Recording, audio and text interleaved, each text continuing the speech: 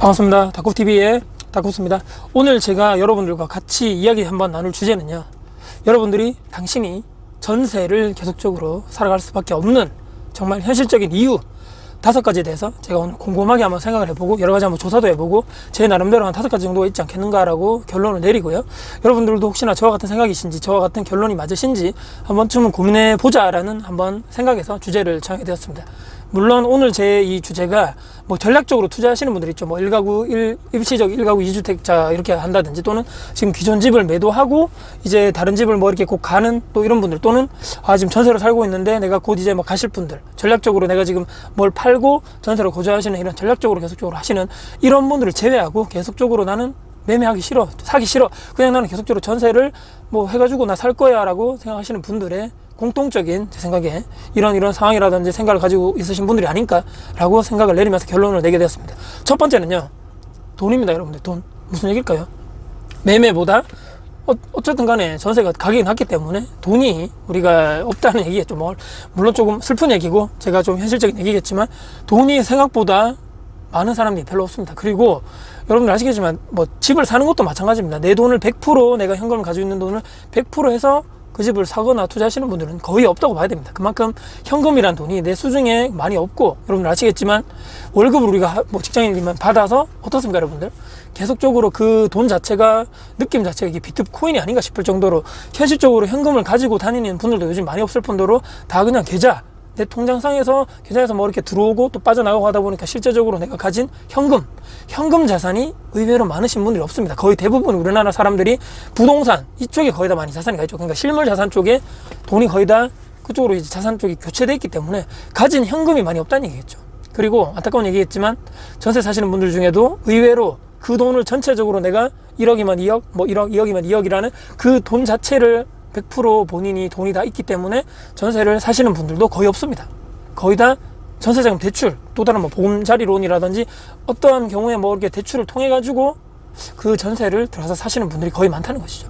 현실적으로 돈이 없기 때문에 전세를 거주할 수밖에 없다. 첫 번째, 제가 살 때는 이유입니다. 두 번째는요, 부동산 이제 거품이다, 부동산 떨어진다, 그렇기 때문에 부동산이 굳이 떨어지는데, 지금 내가 아파트를 사서 들어갔다가 아파트가 떨어지면 누가 책임질 건데, 내 자산의 가치가 하락한다는데 누가 집을 살 거냐는 얘기죠. 그렇기 때문에 이제 우리는 그런 얘기 많이 들으셨죠. 우리는 일본의 20년 뭐 그 뒤를 따라가기 때문에 잃어버린 일본의 20년, 곧 일본처럼 폭락하고 떡나갈 것이다. 그렇기 때문에 지금 절대 집을 사면 안 되고, 어떻든 간에 지금 전세를 살면서 버티다가 나중에 언젠가 일본처럼 팍 폭락했을 때 나는 그때 뭐 한번 경우를 보고, 그때 한번 기회를 봤다가, 그때까지 내가 가진 돈이 있겠죠. 뭐 자산을 모으든지, 또는 전세에 그런 보증금이 있기 때문에 그 돈을 활용해서 나중에 내가 집을 그때 기회를 보고 폭락했을 때 매매하겠다, 그렇게 생각하시고 전세를 사시는 분들이 많다, 이런 생각을 하게 됩니다. 이게 제가 말씀드린 두 번째고요.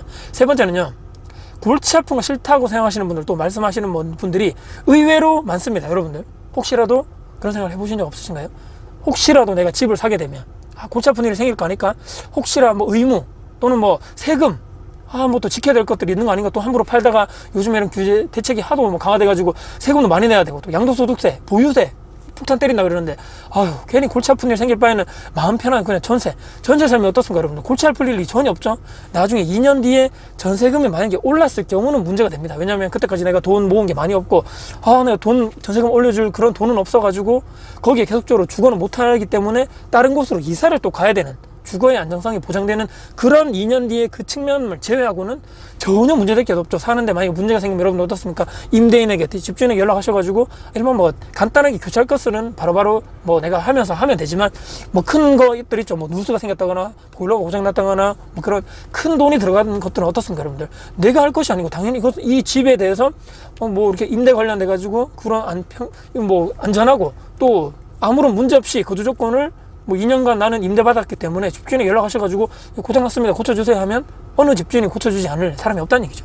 전혀 뭐 머리 아플 일도 없고 골치 아플 일도 없고 너무너무 좋기 때문에 전세 계속적으로 사시면서 나는 계속적으로 나 이렇게 안정적으로 살 거야, 골치 아프게 살기 싫어, 그렇기 때문에 나는 계속적으로 전세를 이렇게 계속적으로 고집하시는 분들이 의외로 많다는 것, 이것도 제가 말씀드린 세 번째입니다. 네 번째입니다. 두 번째 사례랑 좀 유사하긴 하지만 조금 다른데요. 아까는 부동산이 이제 거품이야. 곧 전체적으로 한국 부동산은 일본처럼 폭락할 것이기 때문에 절대적으로 투자적으로 가치는 없다고 본다. 그렇기 때문에 이제 뭐 아무리 뭐 저 아파트 뭐 올라간다 해도 좀 떨어진다 기다려봐라 그렇게 생각하시는 분들이 두 번째인데, 네 번째는 비슷합니다. 근데 내가 혹시나 샀는데, 내가 만약에 샀단 말이죠. 어떤 아파트를 샀는데 집값이 그 지역 또는 그 아파트가 만약에 떨어지면 어떡할 거냐. 상당히 어렵죠. 혹시라도 만에 하나 그 아파트를 내가 사기 위해서, 투자하기 위해서, 내가 실거주를 하기 위해서 샀을 때 100% 내연금이 아닌 어느 일정 부분에 대해서 뭐 50% 60% 은행 돈을 빌려서 대출을 이용해서 내가 그 집을 샀다고 가정해 보자고요. 그러면 만약 올라주면 그나마 다행인데, 떨어졌을 경우에 어떻습니까 여러분들? 아니 내 자산 가치도 내 돈 들이고 은행 대출까지 받아가지고 내가 대출을 해서 투자했는데 샀는데, 아니 그거에 떨어지면 내 돈 까먹는 것 플러스에다가 매달 은행 원금과 이자를 갚아야 되는 그런 심정, 여러분 어떻습니까? 상당히 힘들겠죠. 그것만 상상만 해도 그 고민인 거예요. 그 걱정인 거죠. 했다가 떨어지면 어떡하지? 내 집이 만약 내 집만 혹시나 주변에 갑자기 막 공급이 폭탄돼가지고 내 아파트가 떨어지면 어떡하는 거야? 이거 누가 안 돼 그런 거 싫어.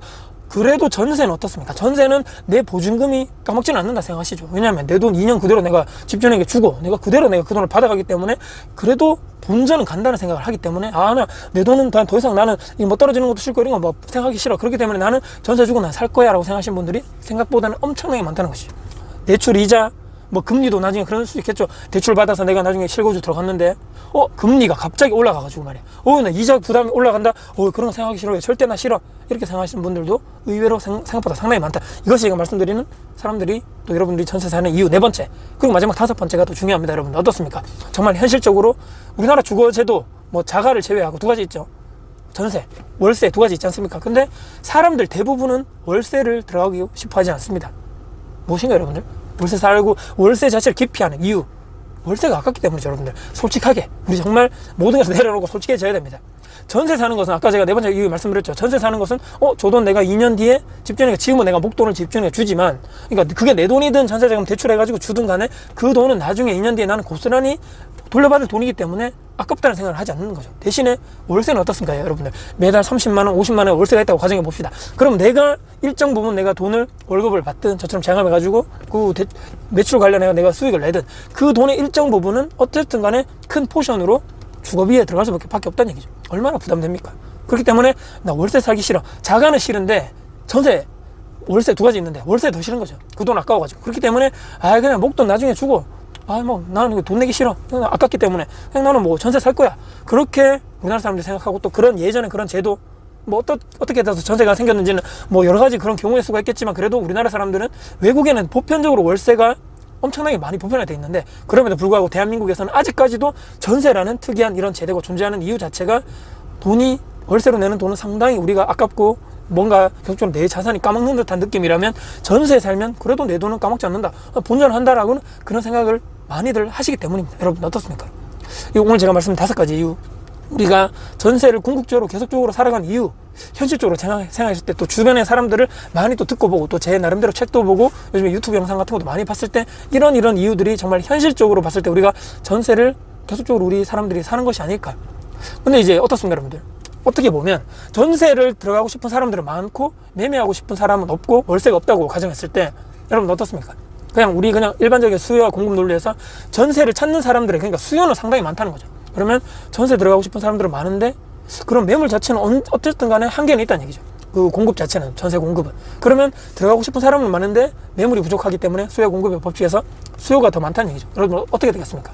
정말 좋은 위치, 핵심 지역이고 뭐 그런 데는 사람들이 더 많이 들어가려 하겠죠. 학군도 좋고 교통도 좋은 그런 곳에는. 그럼 그런 곳에는 전세가 나오자마자 계약되고 없습니다. 그러면 전세 호가가 어쩔 수 없이 올라갈 수밖에 없다는 얘기죠. 왜냐하면 어차피 그 돈은 2년 뒤에 내가 돌려받을 돈이기 때문에 조금 올라가더라도 그냥 어차피 내가 받을 돈이야, 그렇게 생각하고 더 가격이 올라갈 수밖에 없습니다. 그러면 점점 매매 전세가가 붙을 수밖에 없고, 매매가가 가만히 있으면 다행인데 매매가가 어쩔 수 없이 전세가보다 높아야 되기 때문에 밀어서 올라가는 확률이 더욱더 많다는 얘기겠죠. 현실적으로 그냥 보면요, 제가 지금까지 투자를 해보니까 그렇다는 얘기죠. 일반적으로 그냥 여러분들 주변에서 한번 보십시오. 전세 매물이 별로 없고 나오면 바로바로 계약되는 이런 추세, 사람들이 전세를 계속적으로 들어가고 싶어하고 매매는 싫어하고, 여러분들 어쩔 수 없이 전세가가 올라갈 수밖에 없습니다. 여러분들 나중에 매매가까지 올라갔을 때 또 다른 허탈감, 또 다른 박탈감, 상대적 박탈감이 있죠. 2년 뒤에 와봤는데 전세가가 우리 아파트에 몇 천이 올라있네? 왜 그러지? 이런 미친 집값이 있나? 이런 서민들의 뭐 어떻게 하는 뭐 이런 투기꾼들 어떻게 해야 돼? 정부 규제를 더 강화해가지고 말이야 저놈들 다 때려잡아야 라고 그렇게 밖에 할 수 없냐는 거죠. 한 번쯤 생각해 보자는 얘기죠. 그게 과연 그 다주택자만의 문제일까? 정부 정책만의 문제일까? 그렇게 해서 또 내가 또 분노하게 되고 나는 적극적으로 계속적으로 무조건 저 사람들은 다 죽어야 되고 아파트 가격 무조건 떨어져야 되고 무조건 하락론자, 무조건 폭락론자가 내가 될 수밖에 없는 그런 현상. 이 계속적으로 악순환으로 반복되는 이런 순간에서 여러분들이 어떻게 과연 선택하시고 여러분들이 그걸 서셔야 될 포지션이 어디 갈까에 대해서 다시 한번 고민해 보셔야 됩니다. 무조건 집값이 올라가기 때문에 사야 된다. 무조건 집이 떨어지기 때문에 뭐 팔아야 된다. 저는 이런 말씀 드리는 것이 아니고 여러분이 진짜로 전세를 살고 있다가 한 번쯤 고민해 보셔야 됩니다. 2년 뒤 또 2년 뒤 계속적으로 내가 거주의 안정성을 보장받을 수 있을 것인가에 대해 고민해 보셔야 되고요. 내가 진짜 2년 동안 열심히 돈 벌어가지고 모은 돈을 과연 계속적으로 그 전세금 상향분을 집주인에게 주는 그런 꼴이 되는 것이 아닌가. 아니 그냥 실거주할 거라면 구축이라도 위치 좋은 곳에 깨끗하게 저처럼 제가 이제 꽉 20년 넘은 거의 30년 된 아파트를 제가 총 올 리모델링해서 들어가서 지금까지 살고 있는데 그렇게라도 내 실거주의 안정성을 보장받고 내 아이들 내 이렇게 뭐 계속적으로 이사가지 않은 거주의 안정성을 보장받는 것이 오히려 더 나은 것이 아닌가. 여러분들 물가는 계속적으로 올라가고 금리는 계속적으로 떨어지고 시장의 유동성은 계속적으로 풍부한 이런 시대입니다. 이것은 뭐 누구나 부정할 수 없는 얘기입니다. 그럼 과연 실물 자산의 가치가 어떻게 될 것인가? 한 번쯤 우리가 고민해보자. 한 번쯤 우리가 지금 우리가 살고 있는 이런 내가 지금 하고 있는 선택 자체에서 이것이 맞는 것인가? 남들이 다 하니까 그렇게 하는 것이야. 또 지금 내가 계속적으로 보는 유튜브 채널 거기서 하락론자가 떨어진다니까 집 사지 말라니까 아 그래 그렇게 맞아. 거기서 그냥 의견이 동조돼가지고 으쌰으쌰 해가지고 아 떨어질까 그 말만 믿고 내가 가는 게 맞는 것이 또는 반대로도 마찬가지입니다. 상승론자 그런 얘기만 듣고 무조건 집 사야 되겠다. 무조건 거기는 오를 것이야. 그것도 맞지 않다는 얘기입니다. 내가 어떤 포지션을 결정할 것인가 여러분들 스스로 결정하시고 나중에 여러분들 스스로가 후회하지 않는 그런 삶 그리고 여러분들과 이 영상 보시는 여러분들 또 여러분들 가족 자녀가 있다면 여러분들 아이들까지 내가 그냥 안정적으로 살 그 실거주용 집 한 채에 그 투자하고 내가 사는 것도 고민해서 대출받아서 하는 것까지는 너무나 많은 고민을 하지 말고 우리가 주거의 안정성 측면에서는 반드시 내 집 마련을 우선적으로 하는 것이 맞지 않겠는가라고 한 번쯤 고민해 보면서 여러분들께 이 영상을 마지막으로 마무리하겠습니다. 오늘 영상이 여러분께 혹시라도 도움 되셨다면 구독, 좋아요, 알람 설정 저에게 아주 큰 힘이 될 것 같고요. 혹시라도 댓글도 주시고 주변 분들께 공유될 가치가 있다고 생각하신다면 공유 부탁드리겠습니다. 다음에 도전 영상 더 도움 드릴 수 있는 영상 가지고 찾아뵙겠습니다. 지금까지 다코스TV의 다코스였습니다. 화이팅입니다.